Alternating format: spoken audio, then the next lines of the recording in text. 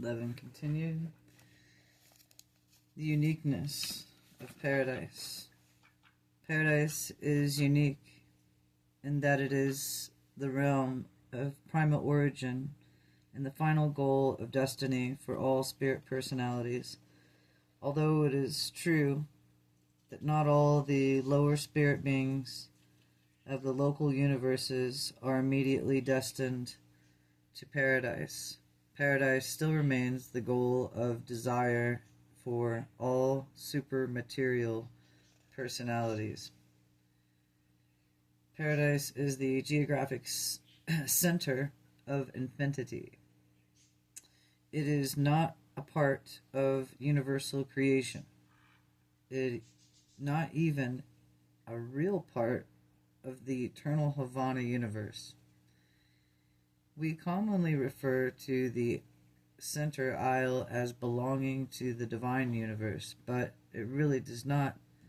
Paradise is an eternal and exclusive existence. In eternity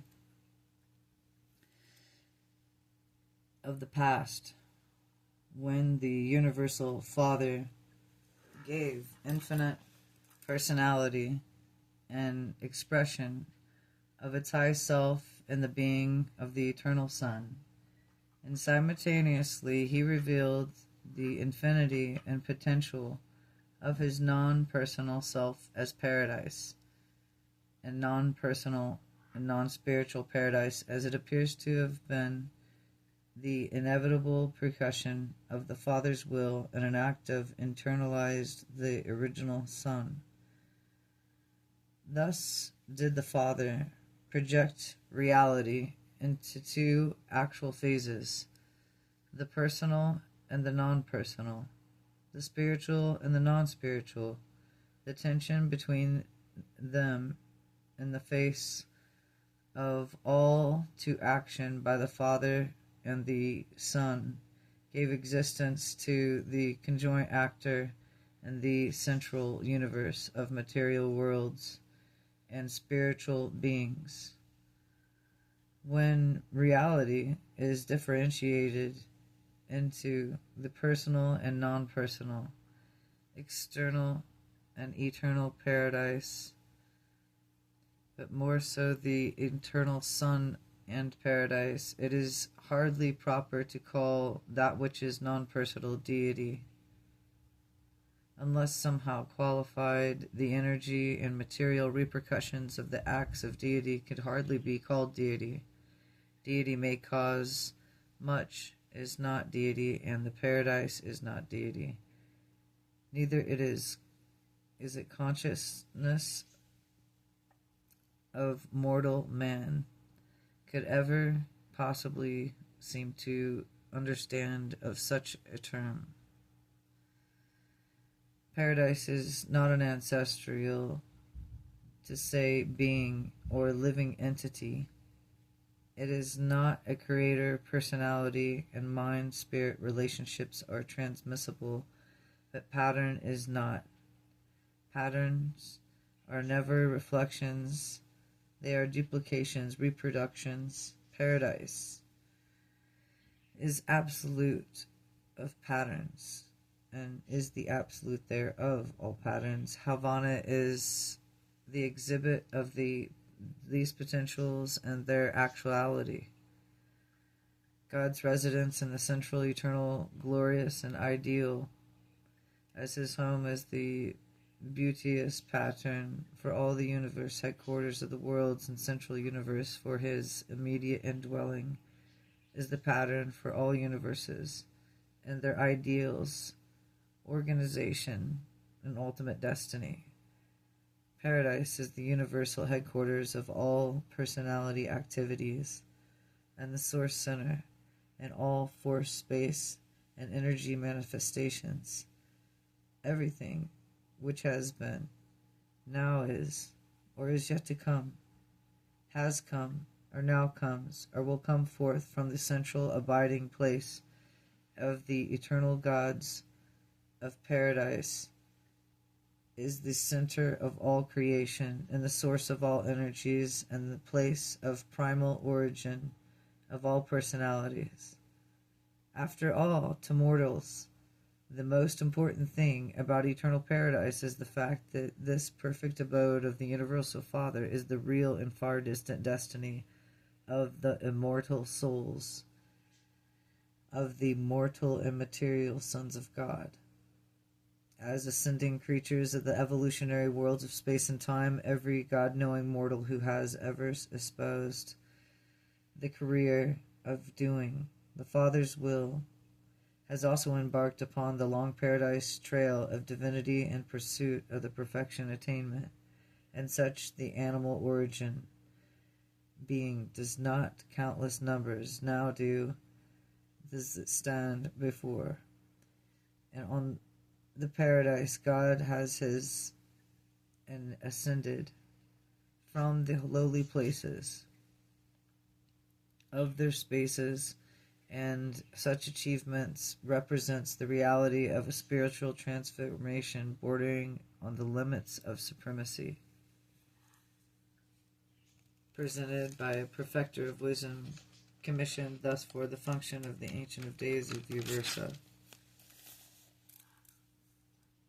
12. Paper 12. Starting thereof. The universe of universes. The immensity of the far-flung of the creation of the Universal Father is utterly beyond the utter grasp of finite imagination.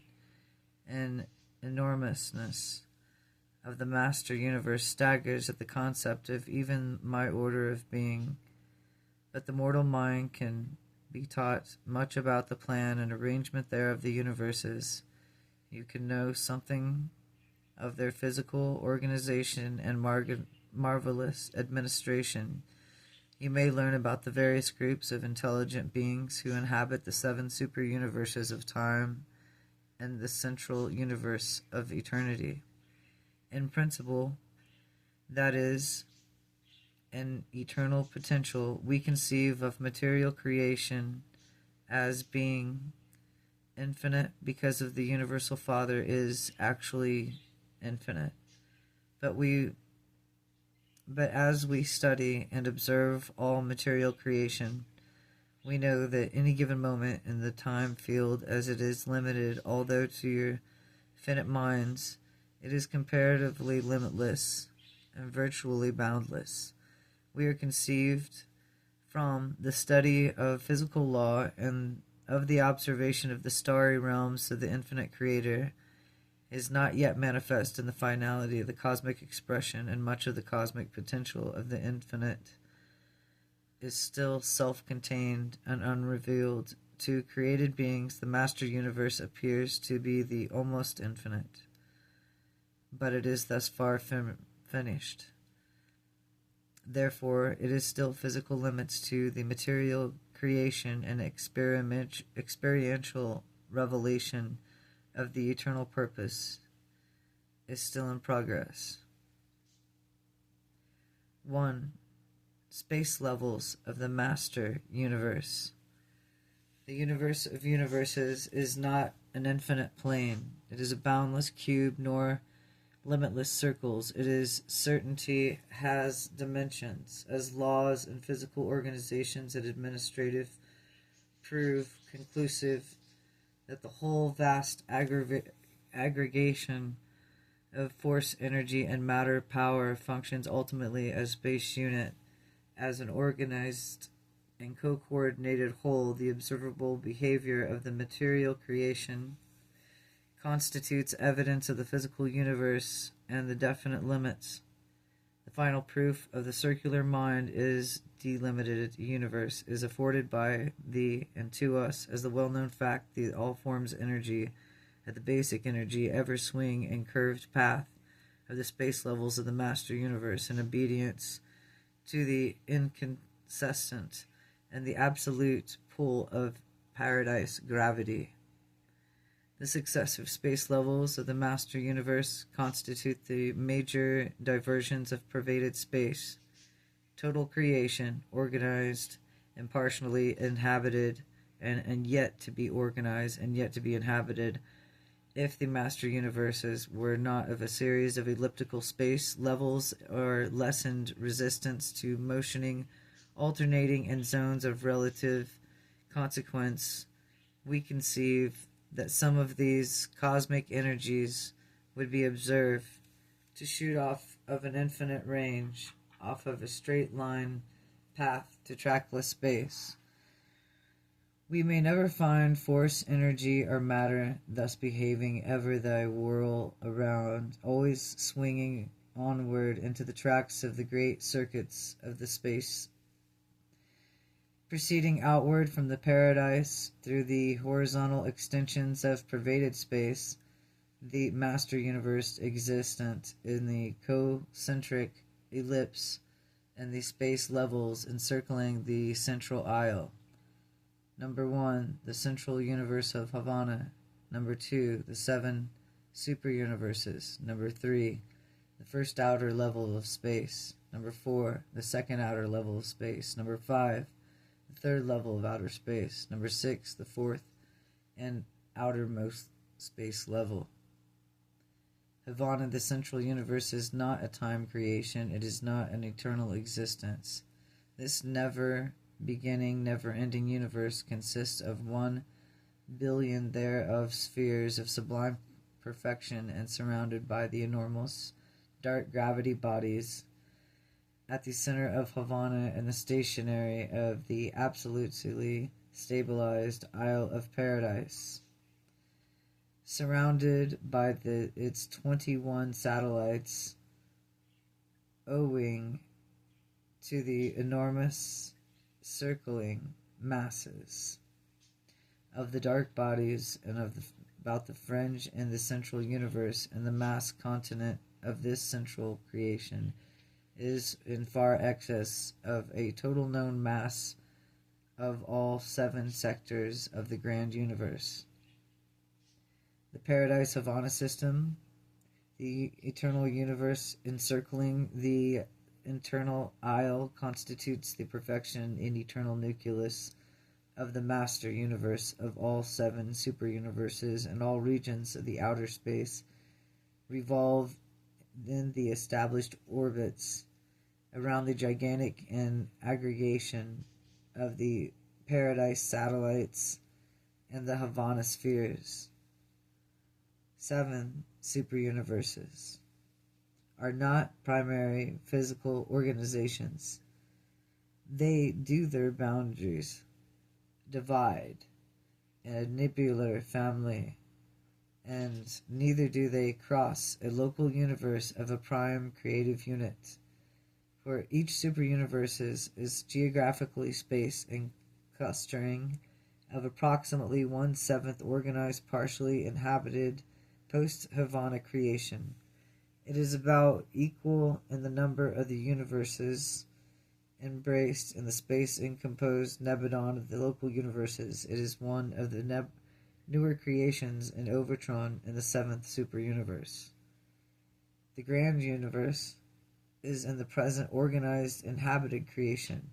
It consists of the 7 super universes with an aggregate evolutionary potential of the 7 trillion inhabited planets, not to take mention the eternal spheres of central creation.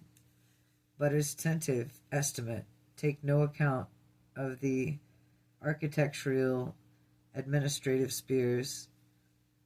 For those spheres, neither does it include the outer-laying groups of the unorganized universes, the present ragged edge of the grand universes. It is even unfinished and periphery, together with the tremendously unsettled condition of the whole astronomical plot, and suggests to our star students that even in the 7 super universes are yet to be completed. As we move there from within, from the divine center outward in any direction, we do eventually come to the outer universes of the organized and inhabited creation. We come to the outer limits of the grand universe, and it is near this outer border and its far flung off corner of such a magnificent creation that your local universe has its eventual existence. The outer space levels far out in the enormous distance from the 7 inhabited superuniverses, there are assembling vast and unbelievably stupendous circuits of a force and materializing energies between energy circuits of the 7 superuniverses, and this gigantic outer belt of its force activity. There is a space zone of comparative quiet, which varies in the width but averages out about 400,000 light years. These space zones are free from stardust, cosmic fog. Our students of these phenomena are in doubt as least to the exact status of the space zones existing in this zone and relatively quiet within the circles of the 7 superuniverses. But about 1.5 million light years beyond the periphery of the present universe, we observe the beginnings of a zone of an unbelievable energy action which increases in volume and intensity for